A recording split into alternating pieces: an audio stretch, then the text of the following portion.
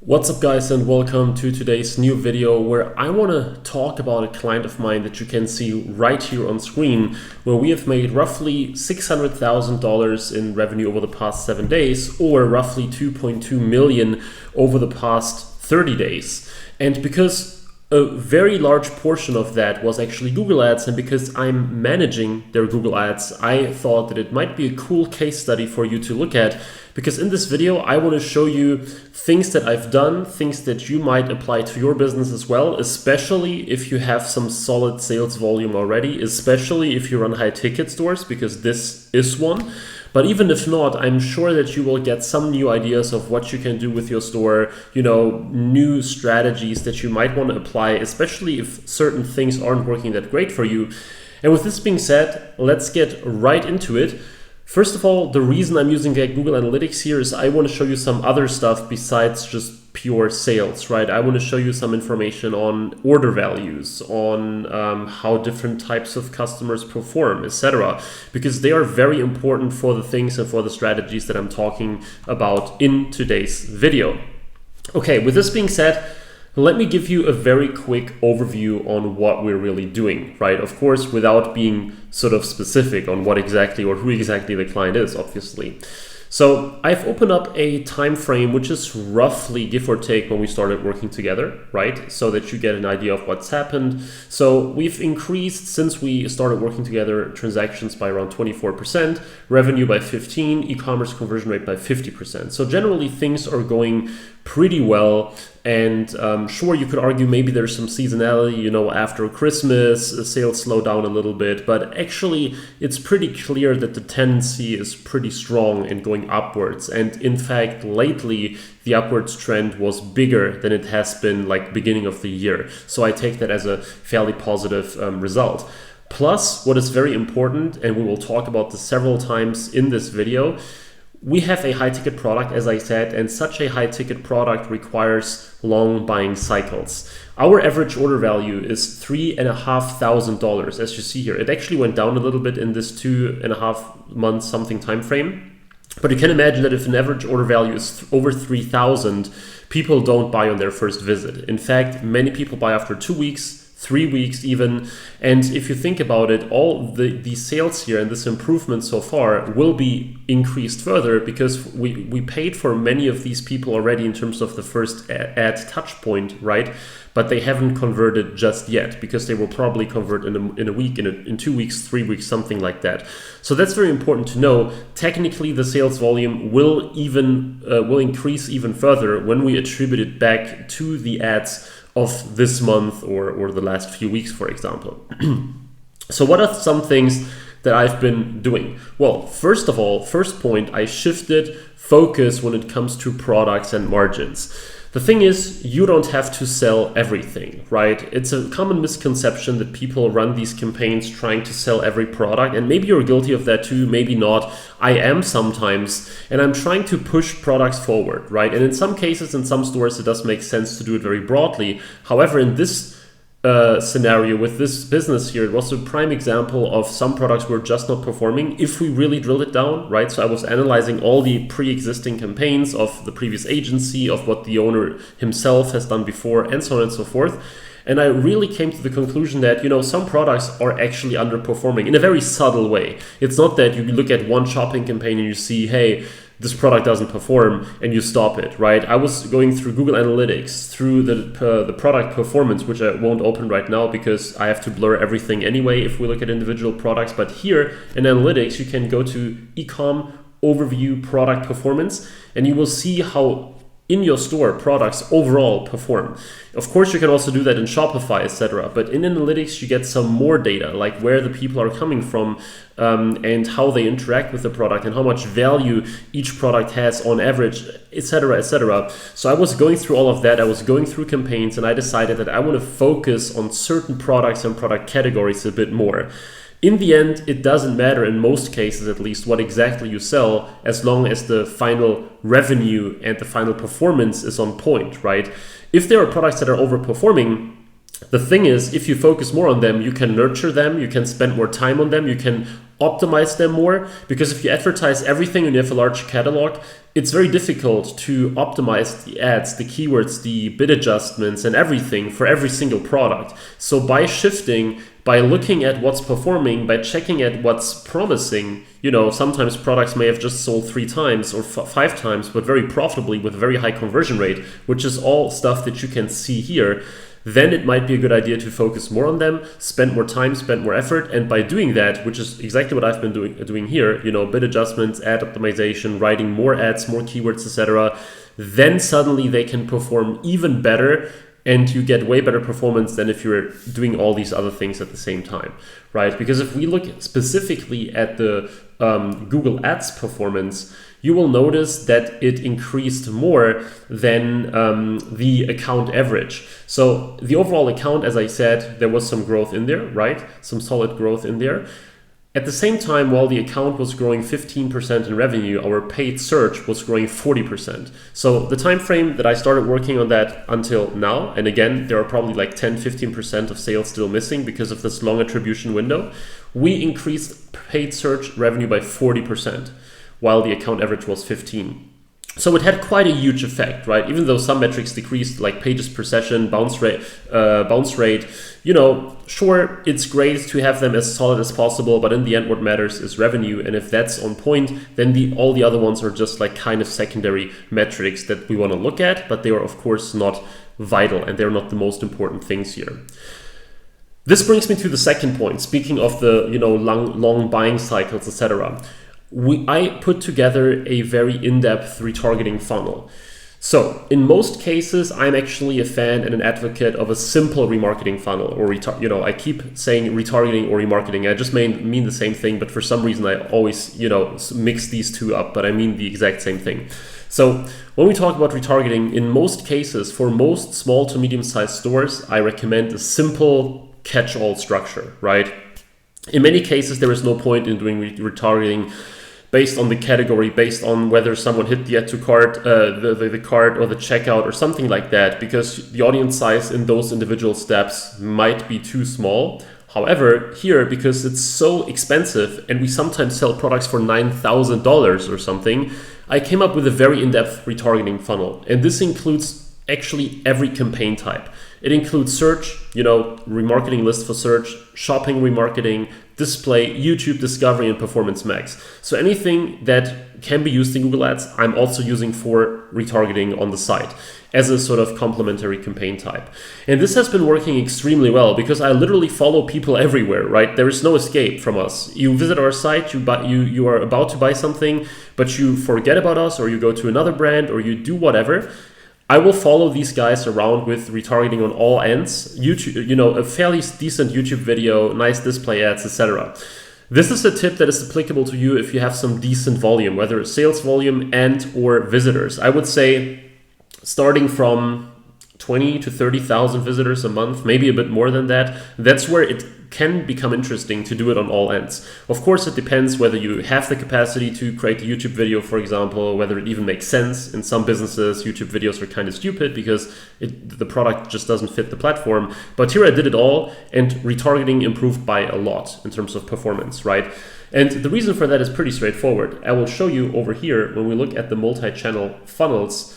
When we look at the time lag, right? The time lag tells you how long it takes for people to convert. And with most low to medium ticket stores, they typically convert within the first 2 days, the absolute vast majority. Actually, you typically see, on the first visit, 80% of people convert, or 70 or 90, and then they trickle down. Here, what you see is even after 12 days, still 20% of people come back and convert. So every day, we have tens of thousands or hundreds of thousands of dollars in revenue.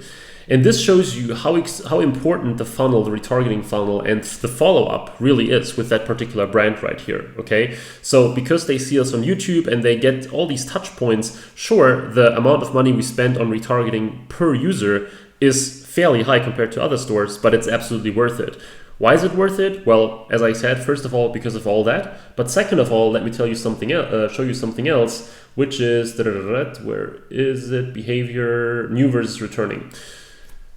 The value of a returning visitor versus a new visitor is always higher, of course. But here it's pretty extreme. So if I look at the e-commerce stats over here, and by the way, you see my face here over the screen, there is somewhere I have to put myself, right? And this was like the most convenient, because if it's at the top, then sometimes I block the date range and so on. So I hope that's fine.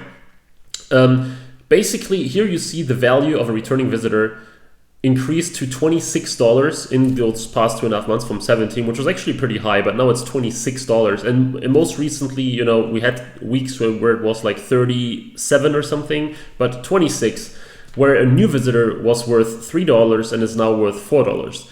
Now that's still a fairly high amount, but this one is just insane. And it tells you as soon as someone visits like one more time, right, it goes up. Of course, this is the statistical number, right? Not every returning visitor is worth $26. Some people just visit us twice and they might be worth $6 or $7. But on average, someone who visits the store more than once is worth $26 versus $4. So this allows us, of course, to follow them around, or it almost forces us to follow them around, run YouTube ads, search, shopping, whatever we can, just to get as much revenue squeezed out of those people as possible. High ticket, long buying cycle, high returning visitor value. That's why I've been doing that. Number 3 is running Performance Max, but on a small scale and starting small in general with it. I made some video on this channel about Performance Max, how it's worth testing, how it can perform well. I have right now, I think 6 or 7 clients where we use Performance Max successfully, actively, and it's one of our most valuable campaign types now. But in many other cases, not that much yet. Here I introduced it. There has been some Performance Max in the past, but it was mostly brand, so you cannot really compare it, right? I stopped that because I wanted to have brand only in brand as much as I can and not like a mixed up thing. And I created a Performance Max campaign that is, you know, almost exclusively focused on cold traffic. You cannot block it entirely, unfortunately. And I was running some tests. Then I noticed that the original campaigns were actually outperforming Performance Max up to a certain point. So when I tried to increase the budget of Performance Max to like beyond $500 a day, I noticed things are not really going that well. But when I kept it somewhat lower, you know, $100, $200, $300 a day, then it actually gets some nice ROAS, nice sales volume without really hurting those other campaigns. And that's now the sweet spot where I'm just keeping it. Sure, it's not making hundreds and hundreds of thousands of dollars, but it's getting us some very solid 5-figure revenue on top of everything else that we're doing. And it's just sitting there optimizing, and I regularly check the assets, whether I have to replace something. So the learning here is, consider Performance Max, but on a small scale. Ideally, do not advertise every product and or do not advertise every country. So here we're only selling in one country, okay? If you sell in 4 countries, let's say Canada, Australia, the US and the UK, for example, and New Zealand maybe, who knows, you should start with one country. That's a great way to test Performance Max because your other countries will not be affected from it, and you can test whether it works without breaking everything apart. Because one issue with Performance Max is you never know whether it will outperform or underperform compared to your other campaigns. And it's very risky to throw everything at it and then hope that it will work out, and it doesn't, right? So find something that you can limit Performance Max to, ideally, as I said, countries, product ranges, etc., and then run a test. In our case, now I found the sweet spot. I probably try to scale it again in the future, pretty likely, but for now I'm happy with how it's going, and it's just adding and contributing some nice sales volume to our store. Number 4 is a little bit counterintuitive because I keep saying how automated bidding strategies can perform much better than manual CPC, right? And if I look at my mature accounts, in the vast majority of cases, target ROAS especially, but auto bidding in general, besides maximize clicks, we don't really use that, performs better than manual CPC. And that makes perfect sense. If you have a lot of conversions, if you have a lot of data, Google is smarter than you, and it performs better than manual CPC. However, here I started to introduce some manual campaigns as well. And the reason is pretty straightforward. As I said, we sell very expensive products to a very specific audience. I think I know these people fairly well now, and I think I know fairly well, you know, the mechanics and the specifics and the behind the scenes of what is needed to get the optimum conversion rates. Now, of course, Google knows all these things as well, but it's way more difficult for Google to do so on a very high ticket business where we have less conversions than with low ticket, right? Like we don't have 10,000 conversions a month or something because we sell super expensive stuff. So to Google, it's more important that you have a lot of conversions than what the total revenue of these conversions of these conversions really is. So in our case, I decided, okay, there are some products, some categories where I want to keep control, and I go with manual, and I set adjustments for devices, for audiences, for demographics, for all kinds of things, and do a lot of manual stuff in there. Yes, it's a lot more work, and in many accounts, it's not really what you should do once you have a lot of conversion data. In the beginning, yes, but later on, not really. But in this case, I feel like sometimes I'm like, that I'm sometimes like smarter than Google in this particular case, right? In this very specific case, that I can outperform them at least on some campaigns with the strategy. Don't get me wrong, most of the time I'm not smarter than them, and that's just something we have to live with. But in some cases, high ticket, very specific, niche products, things like that, it can be useful to try manual CPC and to outperform, especially when, for example, auto bidding isn't working for you anymore, right? Maybe you have paused your campaigns for a while, or you have done something that confused Google, so to speak, and running on target ROAS is not the best strategy anymore. So if that's the case, if one of these things is true for you, right, consider switching back to manual CPC as well for some of your campaigns at least. Do all these adjustments, and then later on you might consider going to target ROAS with that as well, or you just keep it. In some accounts, I have some campaigns producing very, very high sales volume, purely manual CPC. Yes, more auto bidding, but this does happen. Number 5 is pretty much the same thing. Previously, when I started here, they were running a lot of very large-scale smart shopping campaigns. And we saw in one of my latest videos how this can perform very well in this example of a multi-million-dollar smart shopping campaign, right? I showed you in another video. But in some cases also, it can make sense to have control on like bid adjustments, negative keywords, and so on and so forth. So similar as with Performance Max, I picked some categories and products where I said, you know what, here I want to have full flexibility. I want to have full adjustment options and everything. So I went ahead and I decided that I want to run some standard shopping campaigns as well. Because there are some nuances in our niche, in our products, right? Sometimes we do need adjustments.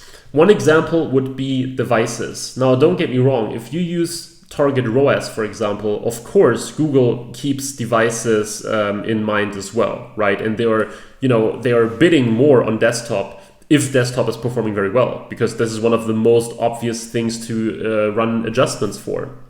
However, I was doing that more than Google. So Google went on running on smart shopping, for example, all that kind of stuff. Yes, they were bidding more on desktop, but I realized that, hey, wait a minute, we have like 5 times more conversion rates on desktop, right? We make so much more revenue on desktop, even though mobile traffic is much bigger and much larger in terms of how many people visit us, 200,000 here, 57,000, yet double the sales from desktop, that I said, okay, let's bid even more aggressively on them. Competitors may get all the mobile traffic in the world, but we spend super aggressively on desktop. And it's not even that desktop clicks are like 5 times more expensive to us, right? It's sometimes double, sometimes triple, sometimes just 30% more or something. But I decided that at least in some campaigns, I want to be able to focus very aggressively on that, and not just as if you keep it with all auto and all smart shopping.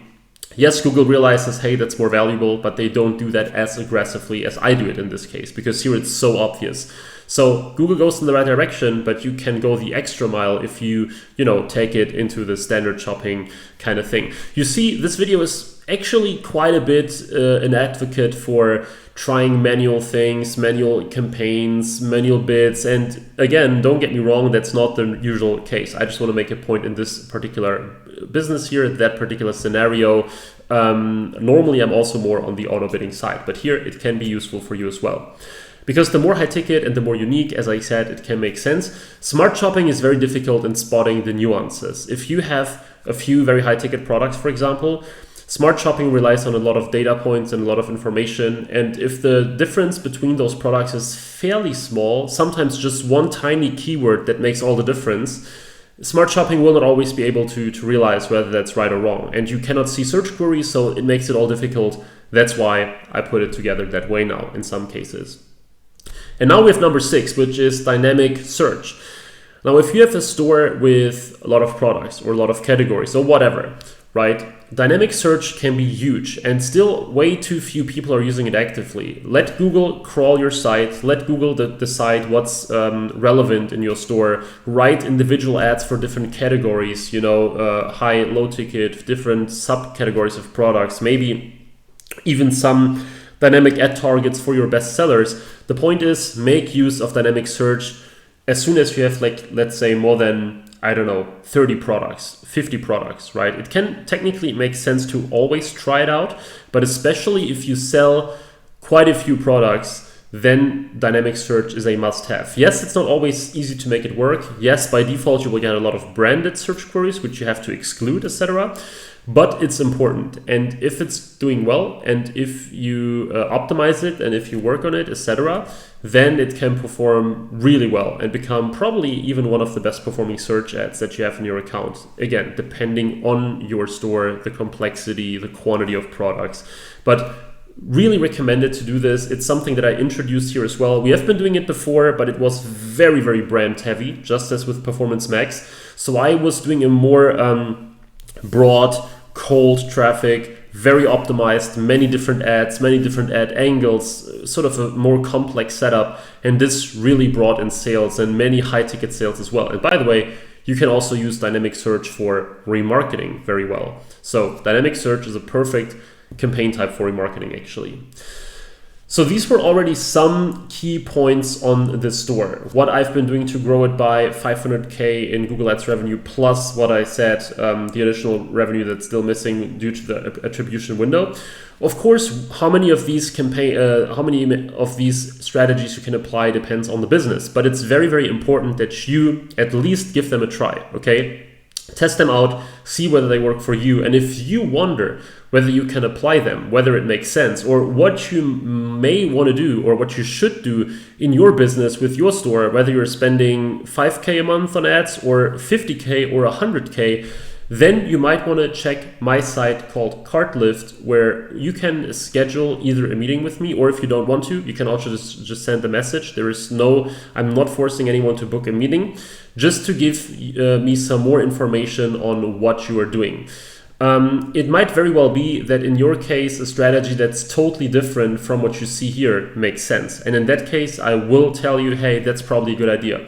And if you want to do that, you can then decide whether you want to implement this with me together, whether I should implement it completely for you, or whether you say, hey, thanks for the input, but no thanks, I want to do it myself now.